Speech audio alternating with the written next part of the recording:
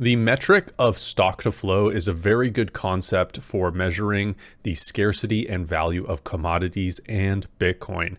I am going to explain it in full, give historical examples, and explain to you why it matters and why it's important to understand it in relation to Bitcoin. My name is Forrest Hodel. I'm a Bitcoin educator, and if you want to book me for a one-on-one coaching session, you can do so through the link in the description. We can cover Bitcoin basics, best practices for security, and I can answer the questions that you might not even know to ask because you don't know what you don't know, and I can help you figure all the stuff out that you need to become a true sovereign Bitcoiner. So I'm going to read out sort of the dictionary definition of stock to flow and then get into explaining it in my own words and further expanding on it. The stock to flow ratio is a metric used to evaluate the scarcity of a resource. It's calculated by dividing the current total existing supply of a commodity, aka the stock, by its annual production rate, the flow. A higher stock to flow ratio indicates that a commodity is scarcer relative to its new supply, suggesting it may be a better store of value. This concept has been traditionally applied to commodities like precious metals and has gained significant attention in context of Bitcoin. So let's dial that in a little bit. The stock is the existing stockpile of that commodity. The flow is the increase of that stock in 1 year. So the amount of extraction, if we're talking about oil, extraction, refining, and barreling. If we're talking about gold, again, extraction, refining, and holding of gold. And with Bitcoin, the mining of Bitcoin or the issuance of new Bitcoin from the Coinbase. So because it's a ratio, you can actually get a number, an estimate of how many years it would take to replace the current stockpile from the flow rate of the asset or commodity growing in time. Now, of course, all of that is going to be variable and dependent on all sorts of factors, and if that stockpile is dwindling or being used in any way. So I've punched in a few different assets into my friendly neighborhood AI, and we're going to take a look. Of course, take these numbers with a grain of salt. I never use AI for accurate numbers, but I use it as an example of what is potentially sort of an estimate, right? So first, let's take a look at oil. The estimated stockpile or reserves of oil is 1.7 trillion. And there's an estimated annual flow of 35 billion barrels per year, as according to the AI. So this is actually consumed. So this stockpile is currently and constantly being used. So the oil here actually is reserves. So this is what has been discovered and is accessible underneath the ground. This isn't above ground oil. So this is actually completely not what we're looking for. So I just redid it a little bit here with my old GPT here. We can actually see that there's 4.2 billion barrels in inventory above the ground, roughly, and 35.6 billion barrels per year. So the stock to flow is 0.12. So this is really a sort of like a supply and demand commodity where the supply is being, or the demand is being met by the supply, as opposed to there being built up a huge amount of above ground reserves. And they're just accommodating that for being able to produce so much of it easily. So the stock to flow is insane. Oil is not something that you want to save and use as your store of value, right? Silver comes in third place at a 67% ratio with 26,000 tons per year and 1.75 million tons in stock. So there's a lot of silver. Silver is very accessible. There's, if you can actually look and just directly compare the gold to silver, you can see there's a lot more stock of silver, but there's also a higher extraction of silver because it's more easily used. And it says here as well that there's a note that there's more industrial use than gold. So a lot of this stock will actually get used, and some of that will get like potentially lost in landfills or what have you. Then we have gold. We have 208,000 tons of estimated total stock of gold, 3,000 tons per year at a very nice 69 times stock to flow ratio. Very stable over time because a lot of this is just being held in reserves by banks and individuals, federal banks, governments, all sorts of stuff.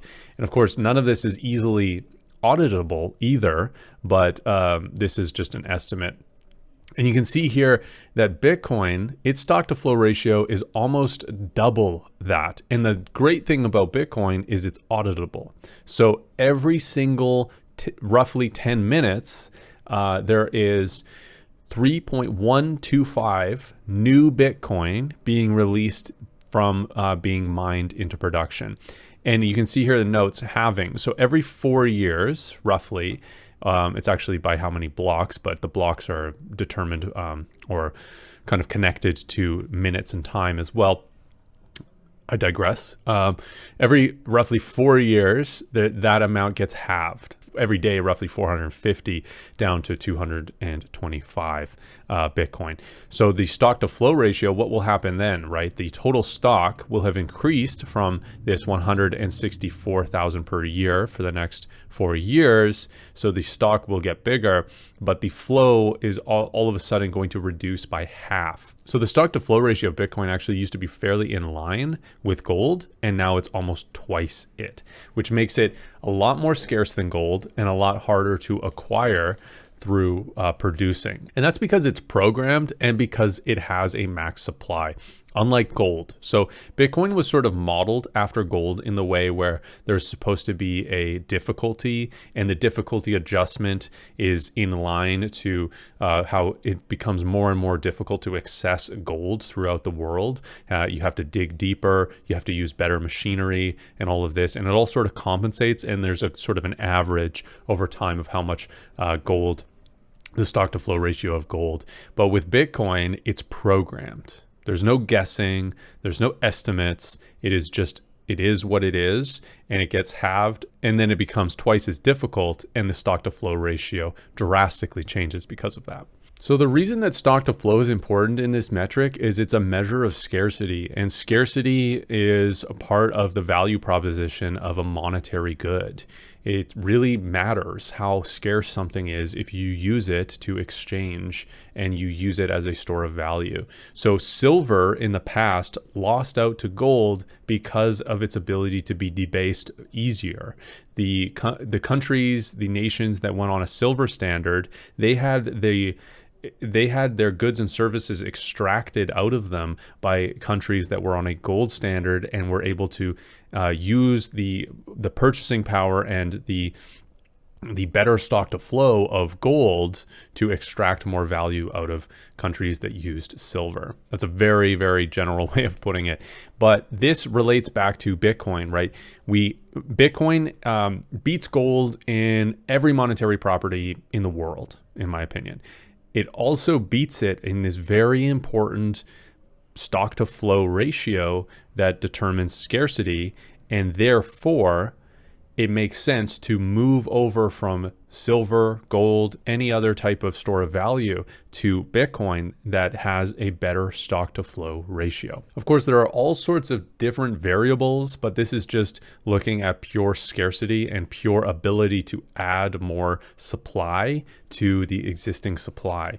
And Bitcoin is very fixed in that way. If you all of a sudden put a bunch of hash rate into the Bitcoin mining network, you're not really going to be able to create more Bitcoin. For a short period of time, before the difficulty adjustment happens, you're able to get blocks out faster, therefore affecting the very short term, the stock to flow within the basically 2-week on average period. But then the difficulty adjustment kicks in and it resets to averaging 10-minute blocks. So it will adjust for the added hash rate that you've put into the network, and it does it fairly quickly, and therefore the stock to flow is next to impossible to drastically affect. There's no way to really game that. It adjusts with the difficulty adjustment. The difficulty adjustment in nature with these kind of natural commodities is a lot more variable, and it really depends on technological breakthroughs, discoveries of big asset or reserves of these assets.